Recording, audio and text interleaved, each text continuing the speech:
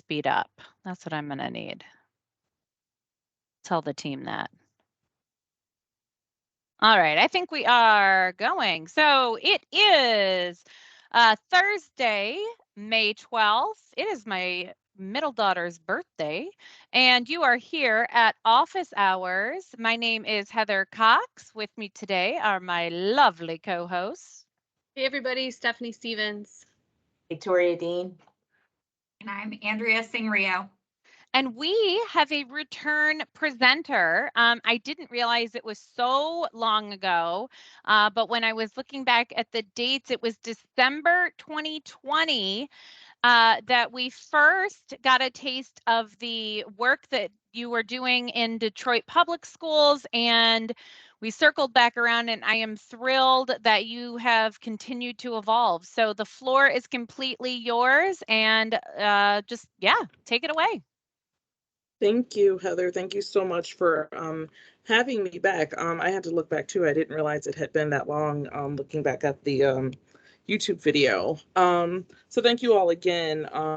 I just wanted to kind of come on and give an update of how we've continued improvements using, pretty much out of the box technology through the Microsoft suite. So I'll be talking today a bit about the Student Hub. I'd like to start by giving you all a bit of context about the project.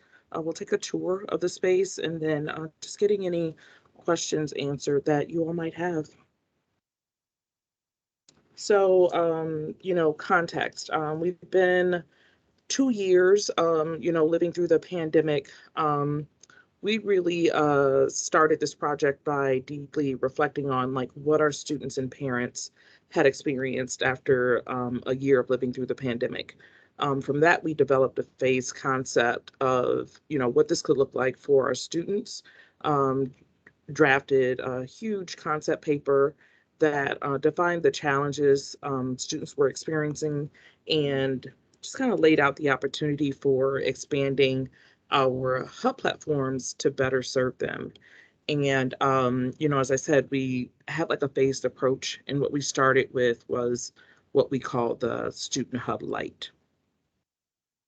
And so that was in April of 2021. So, we were just looking at what we had available, looking back at the challenges that we had named, and then coming up into September, October of 2021, the district's return to in-person learning and its launch of a new virtual school created a need for our executive leadership and school-based staff to have a clear path to sharing district and school news, support services, as well as academic resources with our students. As I said before, the platform would be a phased approach to addressing the gaps and disconnects that had prevented teachers and families from operating, during the height of the pandemic under a shared understanding around their students' learning, available services for mental health supports, and requirements for promotion toward graduation. So those things were going to be essential. And so you're probably noticing that we had these gaps. We did a lot of meeting, reviewing that concept paper and kind of refining as we came up on time. And then this year, January, after we returned from Christmas break, we started to engage our central office departments with a prototype of what this could really look like, with specific working themes that we really wanted to ensure that we were doing things with students and families in mind. That we were not going to let perfect be the enemy of good when we got ready to launch. And so between January, February, we met with a number of people across our central office. And what we, asked them was what or how, their bodies of work should be represented in the space for our students. We asked for their ideas on building a platform where school-based staff would be able to direct students to the resources that would be available to them, and their families, despite the schools they attended, their grade levels, and things of that sort. And so we kind of refined our prototype, and then took it to the schools. We started meeting with school-based focus groups, people who talk to the students and the families day to day. The central office teams moved really quickly with getting their content gathered, and that just allowed us to get the site in front of the school-based staff and students before we were scheduled to go live. And so out of all of that work, over about a year's time, I'm going to switch my share. We launched the Student Hub.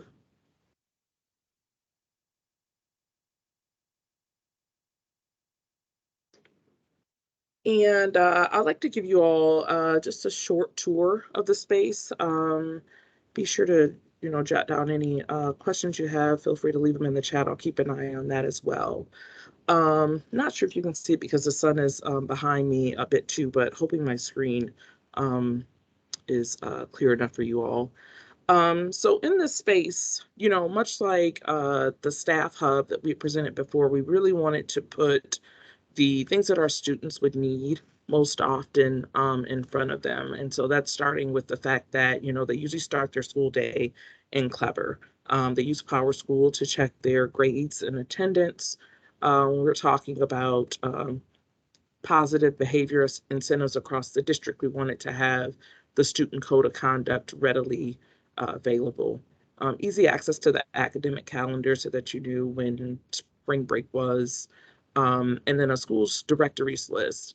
When we talk about Student Hub Lite, and not letting perfect be the enemy of good, these directories actually take you back out to DetroitK12.org to each of the school's websites that has their staff list on it. So we weren't at a position where we could pull that information directly from Active Directory and have it be fully accurate. And so, we just pushed in with our school web content managers to have them get those spaces updated and managed a bit more so that when students and parents were in here, they would have accurate rosters of who actually works in the schools. This space here is where we put student spotlights as well as important news. A lot of what we're starting to see right now is summer programs, summer camps, summer college residential programs. And so just being able to, put those things right out in front of students, kind of helps our counselors with information dissemination, as well as like our partnerships office who, do so much hard work with getting opportunities for our students. We have Student Spotlight. This is a really great idea. Kids want to learn about other kids. They want to be able to spotlight other kids. And so we have usually a video of that student kind of just like speaking. We usually ask, tending to like one question. So here, Periel talks about what it means to be a student leader. And then we have a form on the page that other students, teachers, school-based staff can submit for anyone else they'd like to have spotlighted. And then just a transcript of the questions being asked, a call to action for anyone else who'd like to submit. And then on these pages, we keep the comments open. And so this student has a really great opportunity to have, not just the people in their school recognize the good work that they're doing, but people from all across the district.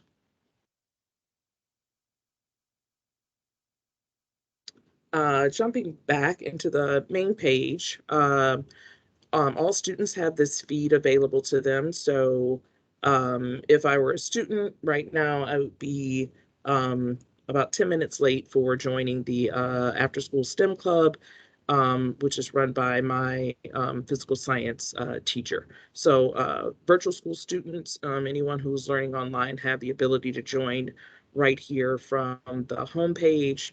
as well as just getting notifications of other things that are going on. So this feed pulls in the most recent news that's been shared,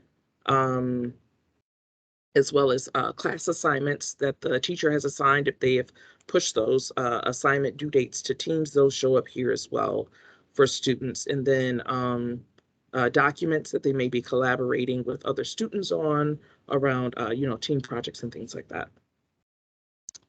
Back over here, we have a resource panel, again, that connects kids to the things that they need to access most. So PowerSchool, Clever, Schoology, as well as easy access to the homework hotline, which is open 4 days a week after school. Tech help for students who have loaner devices or are experiencing, issues with apps. So just a really clear way for them to get help with that, as well as mental and physical support services, easy access to their email, and to the lunch menus. So as we move down, this is the more resource rich package of content that we worked across our central office to develop. I'm going to click into just a couple of these. So we use PowerSchool. The student is unaware of how to check their grades and attendance in PowerSchool. Much like we were doing with the staff hub, we started to lay out for them how to actually get these things done. So step-by-step instructions around like what you need to get from your main office, and then how you get in there to actually check your information. From there, just, other things that are in the portal. How do they read their grades and attendance? What is our grading scale? Checking their attendance history. From here, I can always get back to that landing page I just left. And then on some of these pages, we have these little buttons that help you get to the space that helps you to access those platforms more quickly. So again, access the homework hotline, information about like your attendance, that just reinforces for kids why attending school is important. And how do we define attendance? You get sixth grade, seventh grade, your teacher saying you're tardy. What does that mean? How do you ensure and how are you empowered as a student to ensure, if you're marked tardy, that you have your teacher make that change in the record, if they've marked you absent when you come to class. Um, and then, what you can expect from the district. So unexcused days absent, how will you and your parents be contacted by our attendance agents?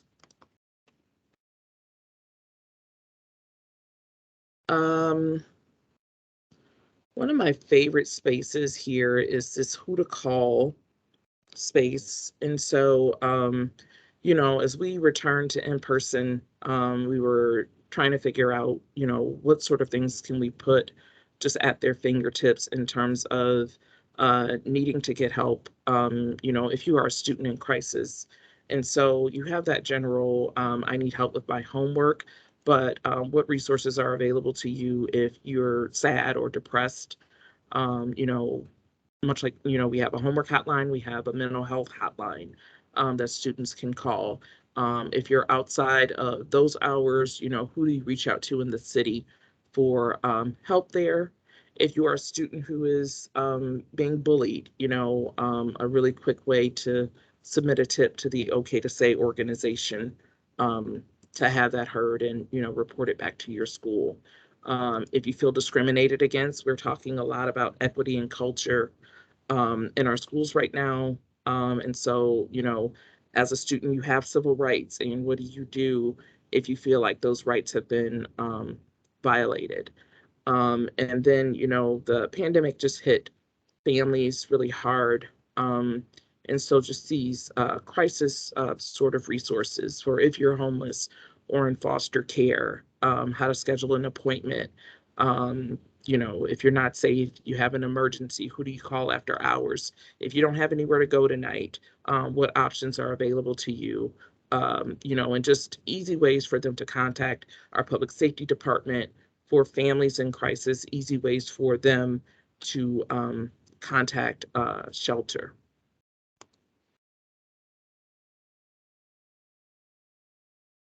As I scroll down a bit more, we get into a calendar. So we just wanted to go very student centric. We have an Expect Respect monthly program where students exercise, you know, new character traits, you know, general holidays, so that students know when there is no school. We talk about equity and culture. We recognize Heritage Months each month, and just school awareness. When is School Nurse Day? When is the Lunch Hero Day? Last week was Teacher Appreciation Week. When we launched, we started with this video. So it's a student video that, you know, explains the same tour that I just took you all through, but from a student's perspective. Students have, you know, really just kind of voiced for us that they want this space to be a place where their voices are really heard. We have get into the student voice and leadership, an executive youth council, you know, and those students want to do things like hear from other students around the things that matter in their school. They are representatives of the high schools, at which they also have, you know, regular student councils. So this is a really great way to introduce students to other students in the district who serve on that, and to have them spotlighted as well. We are just about at 4:50, and so I wanted to be sure that we left enough time for questions, and also for anyone who might want to tour something else of the space.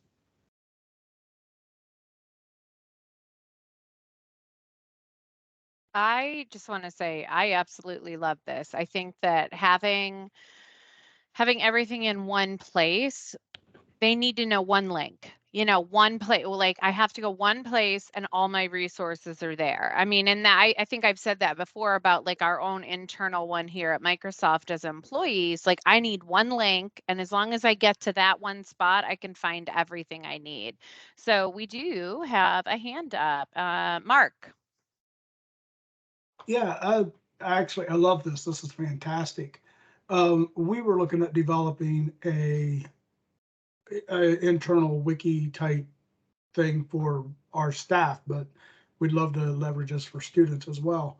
And one of the things I love the fact that you have the my feed on the right hand side is I this might be a really newbie type question, but I couldn't figure out how to do that. That is based off the person that's logged in. Did I just miss a setting? No, so the more you collaborate, what we're finding is that the more you collaborate across SharePoint and across Teams, the more content that pops into this space. So if you're actively using those spaces, you're going to see a little bit of everything, you know, popping in and out here. I'm just thinking just before we started, I had sent like a post from the class team that was here, and now it's, you know, it's not there. So it changes quite quickly, but you know, students tend to have a more structured day, so for them it stays a little bit longer. I'm kind of all over the place all the time with this, so you know, mine changes out a little bit faster. But the more you are using the collaborative spaces, the more you're going to see in that feed. So this is more a feature of like the Viva spaces or something like that. I'm not as familiar yet with Viva, but I do think that there's a bit of, you know, AI going on there where it's showing you the things that are probably going to matter most to you, as well as the things that you last touched. That, I've got to do some more research, but excellent work. Thanks for doing the presentation. Thank you so much. Yeah, any other questions? Any other aspects that you're curious about. And remind me, apologies, this has launched, correct, for students? Yep. Yep. So Okay. we launched we did a soft launch with staff. I'm gonna switch back to the presentation share. So Yeah,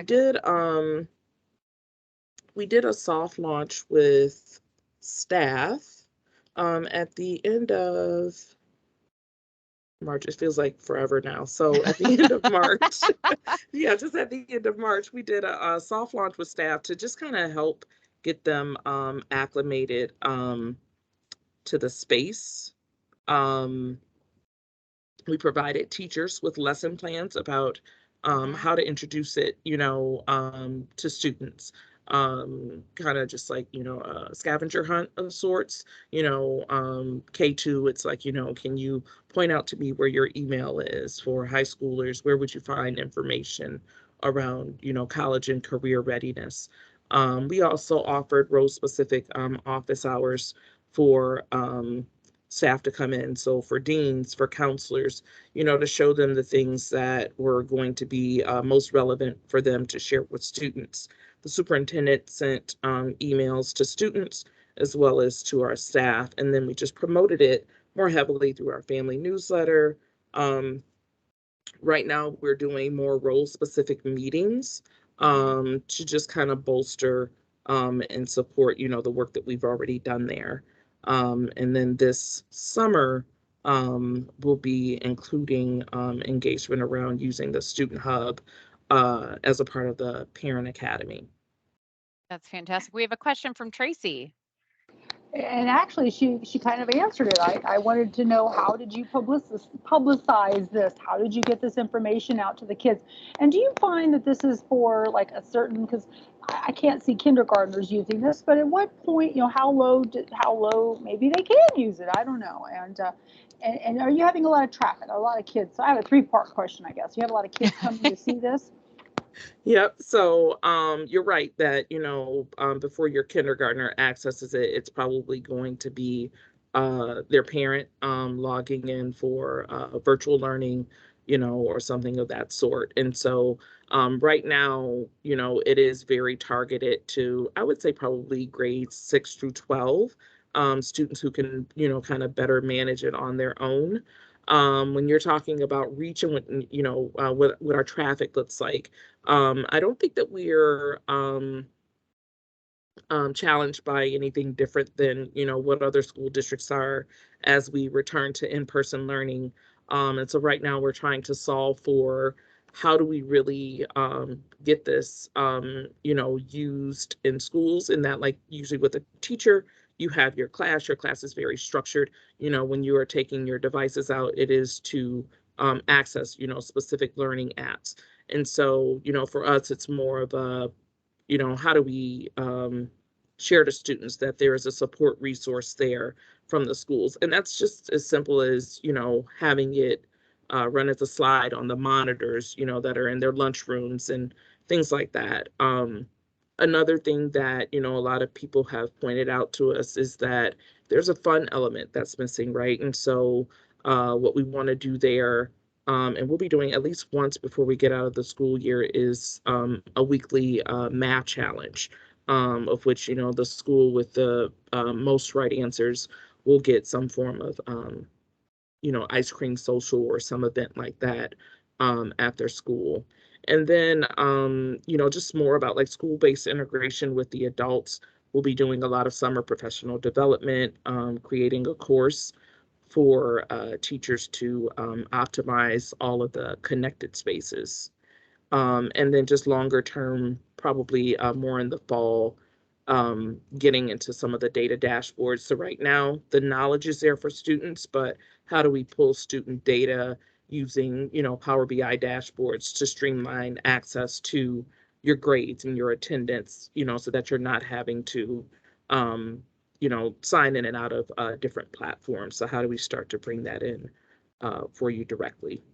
I also love that student spotlight piece. I think in terms of bringing your whole community together, being a student at a totally different school, seeing what somebody else is doing and, being inspired by that, allowing students to nominate one another and celebrate and really, and because a lot of times actually I see districts and not that this is wrong, but districts will often put things on social media, and that might be fine for older grades, Yep. higher ed, or your older students, but not everybody has that, not everybody chooses to use that. So it's a way to really celebrate those students in a place that's kind of safe and protected for them. So honestly, I really think I just love it, and knowing that they have those resources and support systems in place is fantastic. Andrea, I know you're off of mute. Did you want to add?